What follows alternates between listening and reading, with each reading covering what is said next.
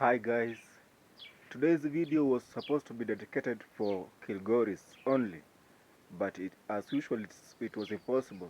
I had to make pit stops in various places when I was going, so I have to mix this.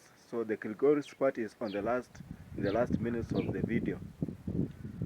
So I had received a call when I was somewhere in Migori that I bring medicine to this first video.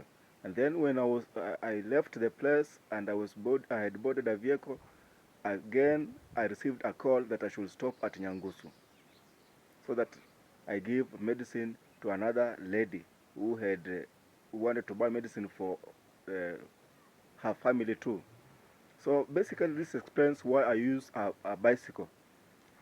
In the first 5 to 10 kilometers before I board a vehicle going to a further distance, I've met people waiting for me on the road, just basically waiting for me. They don't have my number, so they have to see me physically. So they wait for me so that I can come and give them medicine. That's why I use a bicycle in the first 5 to 10 kilometers. People are used to this. It would have been a lot harder for them if I was on a motorbike that goes much faster and I had a helmet on and I had a helmet on. So I've simplified it for them to spot me and get treatment. The guy who is standing is the one who had called me, and this is Magina. I'm at Magina.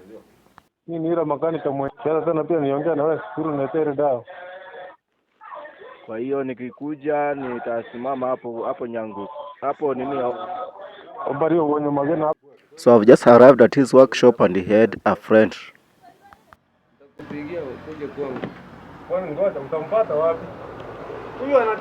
Saenda Kilgoris.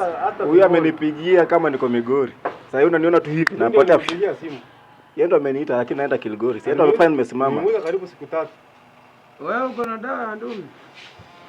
So he is asking for the medicine for libido, and I have to show him. Dume shaft kutoka Zanzibar, si dawa ya hapa. Hapa usijui mnauziwanga nini. Lakini dume shaft. In all honesty, this aphrodisiac is the best medicine for men libido. It's far much better than anything that I've ever seen, maybe in Africa.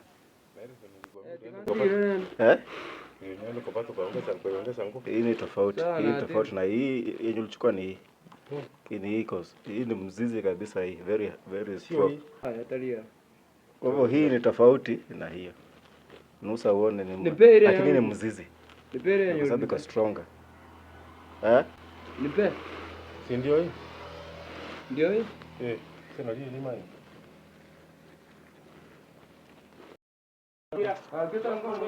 So after giving him and his friend his medication and also other medications like tonsils medication, I excuse myself because my mind is now focused to Kilgoris.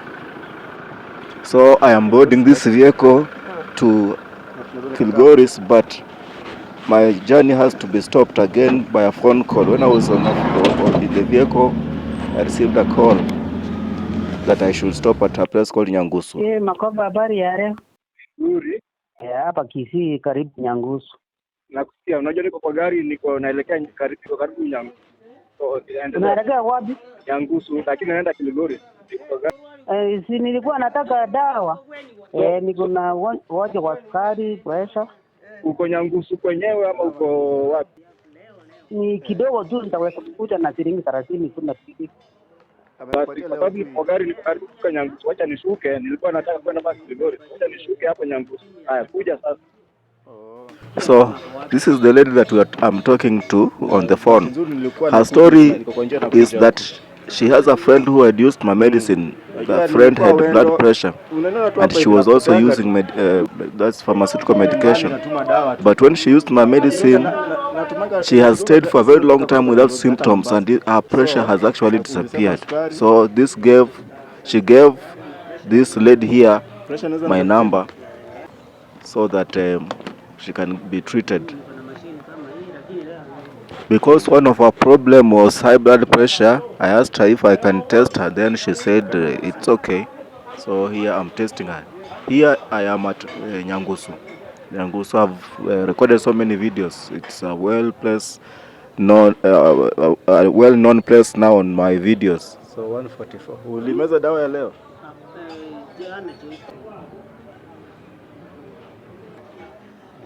So I'm writing her the prescription for diabetes.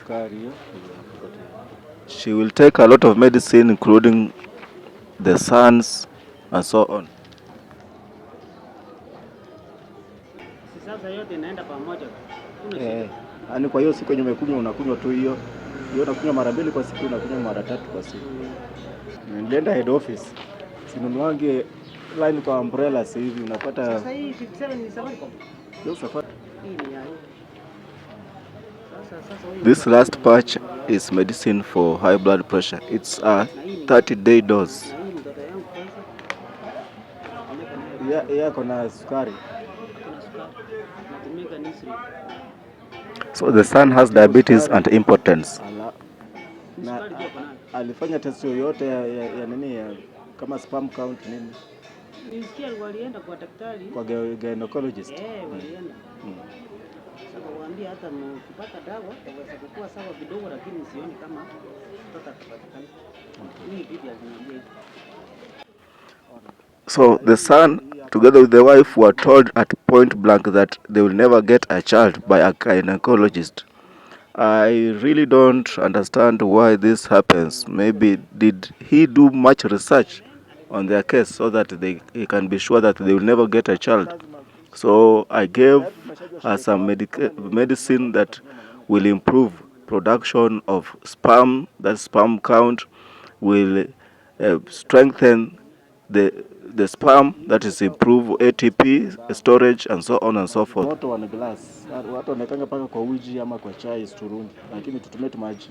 Kwa hivyo I have a video, an earlier video you can go and check, of somebody who had tried to get a child for many years until she came to me. You can go and check it. So these things are reversible, just knowing what to do. Mambo ya kizazi ya kiume. Hapa naongeza pia na nguvu za kiume. Sasa kama kuna sukari nitaweza kumwacha kweli mtoto yangu? Afadhali niacha yangu ni mtipu. Sababu yeye ni mtoto. Sababu ya dawa sukari iko ndo. You can hear what she is saying. That's the power of a mother. She says that she rather treat her child and leave herself alone than, because that is her child. But she took all the medicine for herself and her child. So that's the power of mothers. There's nothing like a mother. Me, I never lived with my mother, but you see, I can just see it. So she also took arthritis medicine, and I was ready now to leave for Kilgoris. So here I'm in the vehicle on my way.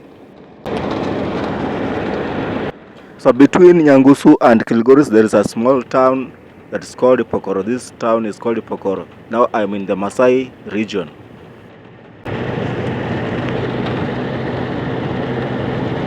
Nyangusu to Kilgoris is about 10 kilometers away, so it's like a 15-minute drive. This is a metropolis. It's a very big town. The video cannot do justice. Now I'm at the bus stop, at the stage. So these are the vehicles that they have parked. I've just alighted from these vehicles. So this is their stage. It's a metropolitan place with a lot of tour companies. Remember, this is Masai Mara. We are in the Narok County. So we have a game reserve, a national game reserve around near this place. No, you will not meet lions and giraffes where I am right now. Just a few kilometers away from where I am, that's where you go. So we have a lot of safari companies, those people who want to do touring. So we have tour companies here, we have big hotels, and it's a melting pot. We have all tribes of Kenyans here, but this is a Maasai area, but we have a lot of Kikuyus, we also have a lot of Kisis, we have Luyas. I've actually heard them talk. So you can read there, that is Kilgoris main market. So that is the wall there, inside there is a market. So just around there, I started treating people. Time had gone because it's around maybe midday, about around noon. So I started treating people just right itaandika there. Error, lakini kama ukiongea kwa muda mrefu itaandika error. Ngoja tuone. So 130 over 8 hauna pressure. Mtu anakuwa na pressure ikifika 140 na kwenda juu. So 130 at 38, speed ya moyo ni 89, moyo wako inaenda speed ya moyo namba ya mwisho hiyo. So you can hear it's just a repetition. I explained to them where the blood pressure is supposed to be and where it's not supposed to be, the speed of the pulse, how it's supposed to be, and so on and so forth. Foods that cause the pulse to go very fast, and so on and so forth. Telling them what to do, not to do, and writing for them what foods that I recommend that they use or do not use. So it's a kind of repetition. But to the person that I'm talking to, it is new information. Always remember, it is new information. They didn't know this. So as I continue, more people keep joining in, people inquiring what I'm doing, and so on and so forth. On the other side, people are buying medicine and so on. That one I don't show. Pia unatumia majani nyingi? Yenyewe natumianga. Unaona? Yake iko ngapi? 81. Speed ya moyo ni 101. Yaani moyo unaenda tata tata. Uko juu kuliko mimi basi. Kwa kusema ukweli, hapa ndio penye unahitaji dawa kwa sababu misuli ya moyo imeanza kukua. Kumbuka, sijui nifundishe kidogo. Ona. Sawa, toa tu. Ona. Moyo inataka nisome 72 kwa dakika. Hata ukihesabu hapa hivi alafu weke saa mbele yako kwa 1 minute, inataka nigonge mara 72. So na moyo inapumzika katikati ya hizo beats. Vinapiga hivi ndio inapumzika. Lakini kama moyo inaenda haraka hivi, haipumziki. Kumbuka moyo ni msuli, it's a muscle. Sasa hii msuli kufanya hivi, mara nyingi unaona inaanza kufura, si ndio? Sasa moyo pia inaanza kufura. Moyo inakuwa na chemba 4. Sasa left ventricle inaanza kufura. Na left ventricle ikifura, mguu itaanza kufura baadaye, si saa hii. Saa hii mwili unajaribu kutafuta balance. Arrhythmia. Arrhythmia. Speed ya moyo ambayo haiko sawa sawa. Yaani sasa ikienda hiyo speed hivyo inafanya aje mwili? In some cases I have to dig deep to give an explanation. So I spend the whole day and now it is evening. I've come back to Magina. Then I left for home.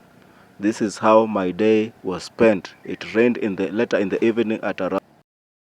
If you feel touched by the work I do, particularly at these specific times when the cost of treatment is very high and the poor are left to suffer silently, but I go out and help them, treating them and advising them. So if you are touched by the work that I do, you can send your contribution to this number right here. That is, you can send electronic money transfer through that number. If you write the Kenyan code +254, then the number, the money will reach me. This will enable me to employ assistants. I'm all alone in this field, going from village to village, sometimes sleeping in a very cheap lodgings and picking diseases from these places. So my request is that if you are touched, you can contribute to this number right here, and the money will help me employ assistants, and I will also be able to touch more people. The poor need you through my hands, and you have receipts or videos to prove this, and I'll keep on posting these videos so that more and more people can get access to healthcare. In Africa, the cost of treatment is very high, so the poor do not even bother going to hospitals. But I reach them, access them wherever they are, maybe selling a few oranges, a few vegetables on the streets, as you always see. So I need your contribution, and I'll be very grateful. Thank you.